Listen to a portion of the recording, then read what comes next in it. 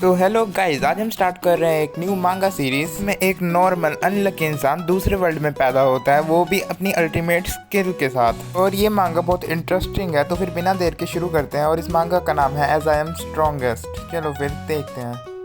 तो scene start होता है एक महल से, जहाँ पर मेन कैरेक्टर बोल रहा होता है शायद कोई नई शुरुआत है, मैं दोबारा पैदा हुआ हूँ एक दूसरी दुनिया में। इसके बाद हमको बेबी दिखाया जाता है जिसकी छाती पर अजीब सी ड्राइंग बनी हुई है और वो अभी रो रहा होता है। उसके बाद हम देखते हैं इस पैलेस के राजा और रानी को, जो कि बोल रहे होते हैं, हमारा बेटा यहाँ का यंग प्रिंस जो कि इस दुनिया में आज पैदा हुआ था, उसको हम मरा हुआ बता देंगे। वो बेबी मन में बोलता है, क्या रुको, मैं अभी अभी इस दुनिया में रिकार्नेट हुआ हूँ और ये मुझे मारने की बात कर रहे हैं। उसके बाद हमको हमारे मेन कैरेक्टर या फिर उस बेबी की बैक स्टोरी के बारे में पता चलता है, जिसके बाद हम देखते हैं एक बंदे को जो कि अपने घर के अंदर बैठ के फोन चला रहा है और ये और कोई नहीं, हमारा मेन कैरेक्टर ही है। और यहाँ ये बेड पर लेट कर बोल रहा होता है कि ये जो मेरा तीसरा साल है इस जूनियर हाई में, मैं ये सारी बुलिंग को एस्केप करूंगा और मैं पूरे 5 साल अपने कमरे में ही रहूंगा। मैं अपनी फ्यूचर की होप्स को पहले ही छोड़ चुका हूँ और ये मेरी जिंदगी डे आफ्टर डे बढ़ती ही हुई जा रही है।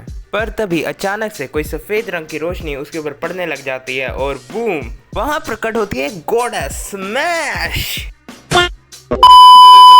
वो बोलती है, कॉन्ग्रेचुलेशंस, इतने स्ट्रिक्ट और इतनी स्क्रीनिंग के बाद तुम सिलेक्ट हुए हो रिकार्नेट होने के लिए। वैसे जब ये लेडी मुझे आके बोले कहीं जाने के लिए, मैं तो आंखें बंद करके इसके साथ चले जाऊंगा। भाई चलो, अब बहुत होगी बकवास, चलो स्टोरी पे फिर से कंटिन्यू करते हैं। अब हमारा बंदा बोलता है, क्या ये क्या कह रही है, रीबॉर्न? फिर वो लेडी गॉडेस हमारे लौंडे को समझाते हुए बोलती है कि तुम्हारी दूसरी दुनिया में वहाँ पर सब कुछ तुम्हारी मैजिक एबिलिटी से डिसाइड होगा, तो तुम्हारी आसान जिंदगी के लिए मैं तुम्हें ग्रांट करूंगी एक ओपी स्किल, जिससे कि तुम आसान लाइफ जी सको। तो तुम्हारी दूसरी जिंदगी में जाओ बच्चे, एंजॉय करो अपनी दूसरी लाइफ। देखो यार, अब एक कितनी सुंदर लेडी जो कि आपको बोल रही है चलो मेरे साथ, मैं तुम्हें रिबॉर्न करूंगी दूसरी लाइफ में और एक ओवर पावर स्किल भी दे दूंगी। भाई कौन मना करेगा? मैं तो भाई बिल्कुल मना नहीं करने वाला, मैं जा रहा हूँ उसकी जगह। बाय भाई, तू रहने दे, मैं जा रहा हूँ मैं। फिर हमारा लौंडा कहता है, पर मैं अपनी मौत को उस कमरे में कैसे मैनेज करूंगा, और क्या तुम सीरियस हो? फिर हमको हमारे एमसी की मन की बात के बारे में पता चलता है, जिसके अंदर वो सोच रहा होता है कि मुझको सिर्फ एक ही चीज चाहिए, वो है शांति से भरी हुई जिंदगी। मुझको एक ऐसी जिंदगी चाहिए जहाँ पर मैं पूरा दिन पूरी रात एनिमे दे सकूँ, वीडियो गेम्स खेल सकूँ। मुझे बस ऐसी एक जिंदगी चाहिए।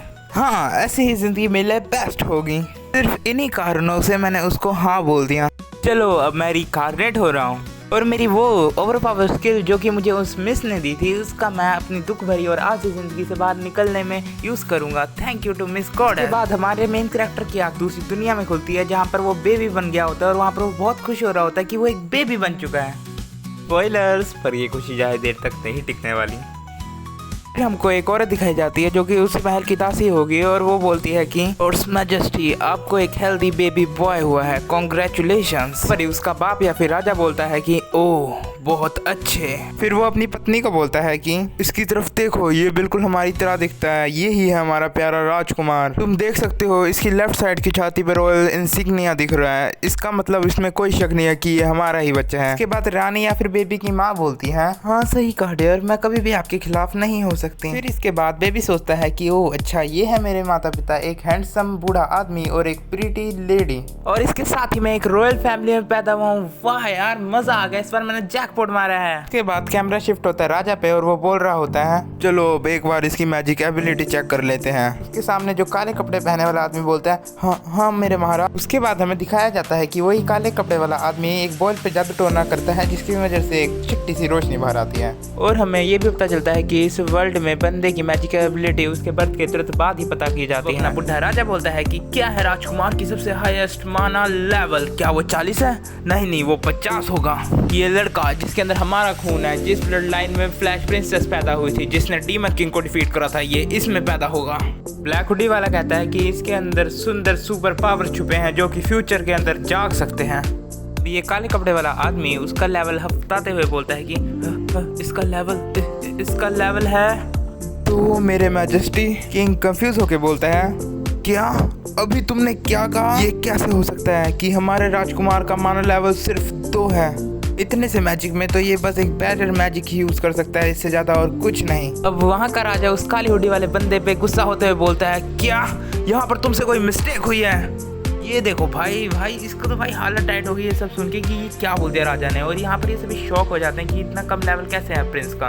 और ये प्रिंस ऐसा मुंह बना के बोलता है कि ओह मुझे कुछ बुरा महसूस हो रहा है, कुछ हो सकता है। राजा का दिमाग खराब हो जाता है और वो बोलता है कैसे कैसे ये हो सकता है। जब किसी ने इसको ढूंढ लिया कि ये हमारे घर पे एक कूड़ा पैदा हुआ है तो फिर बाहर कार्सल के पास सभी लोग हम पे हंसेंगे।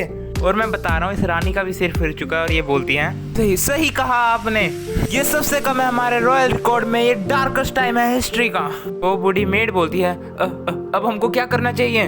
ये सुन के दोनों राजा रानी एक साथ बोलते हैं हमको पता है, हम सबको ये अनाउंस कर देंगे कि जो प्रिंस आज पैदा होने वाला था वो मर चुका है। भी हमारा बंदा अजीब से स्माइल से बोलता है एक्सक्यूज मी, रुको ये लोग क्या कह रहे हैं, क्या मैं मरने वाला हूँ।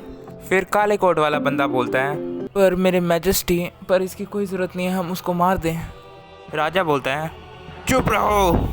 हमारा मेन कैरेक्टर सोचता है ये मुझको मारना चाहते हैं जबकि मैं अभी पैदा हुआ हूँ। मैं कुछ डरावने लोगों से अपने आसपास घिरा हुआ हूँ जैसे मैं अपने पास्ट में था, पर ये कुछ ज़्यादा हो रहा है। और मेरी उस ओवर पावर स्किल का क्या हुआ मिस गॉडेस।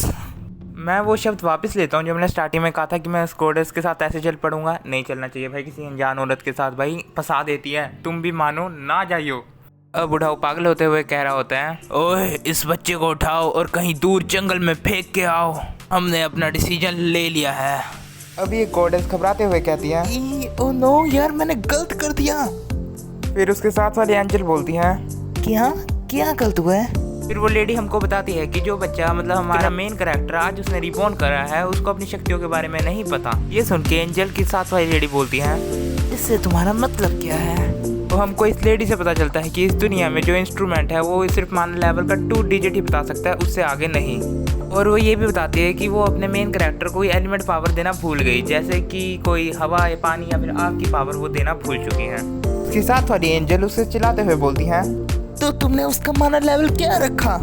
और जिनको नहीं पता कि माना क्या होता है, माना एक टाइप ऑफ एनर्जी होती है जिसका एक लेवल होता है। लाइक एक बंदा उतना ही मैजिक यूज कर सकता है जितना उसका माना लेवल हो। तो हमारी गॉडेस बोलती है मैंने उसका माना लेवल 1002 रखा है जो कि मैक्सिमम माना लेवल है। तो उसके साथ वाली गॉडेस बोलती है कि तुम्हें वो लास्ट के 2 डिजिट ज़्यादा रखने चाहिए थे, हमको पता है उसका माना लेवल इतना है पर उनको तो नहीं पता उसका माना लेवल इतना है। इसी गलती के कारण जो उसके अपने लोग होते हैं वो उसे जंगल में फेंक के आ जाते हैं।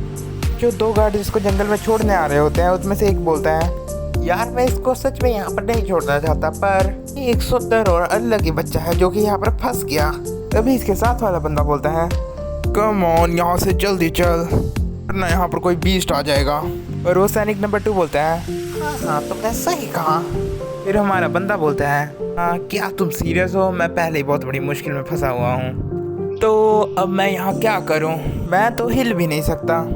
जब मैं सही हूँ तो उस काले कपड़े वाले आदमी ने कहा था कि मैं कुछ बैरियर जैसा मैजिक यूज़ कर सकता हूँ। ठीक है चलो फिर ट्राई करते हैं। हमको दिखाया जाता है हमारा बंदा कुछ देख के हैरान हो रहा होता है और वो और कुछ नहीं, उसने अपने जादू से एक बैरियर क्रिएट करा होता है। इसको देख के वो बहुत हैरान हो रहा होता है। फिर वो बोलता है आइला जादू ये तो बहुत आसान है यूज़ करना। हमको ये भी पता चलता है कि वो अपने मैजिक से अपने बैरियर को छोटा और बड़ा कर सकता है और उसके साथ ही वो उसका कलर भी चेंज कर सकता है। और इतना ही नहीं, वो अपने जादू का यूज़ करके अपने बैरियर को अलग अलग शेप्स में भी कन्वर्ट कर सकता है, लाइक चिड़िया वगैरह चीज़ों में। वो बोलता है ओह मुझे लग रहा है मैं कुछ भी बना सकता हूँ बस अपनी इमेजिनेशन से, ये तो बहुत अच्छी चीज़ है। फिर वो अपने आसपास एक बैरियर क्रिएट करते हुए कहता है यार काश ये शक्तियाँ मैं अपने आप पे भी यूज़ कर सकता।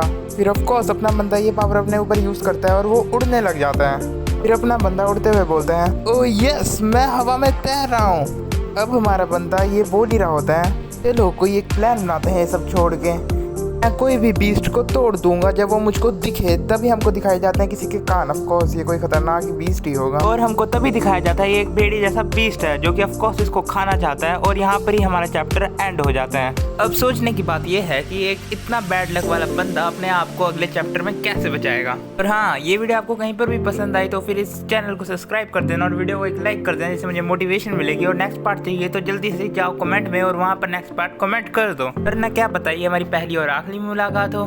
चलो बाय, मिलते हैं नेक्स्ट वीडियो में।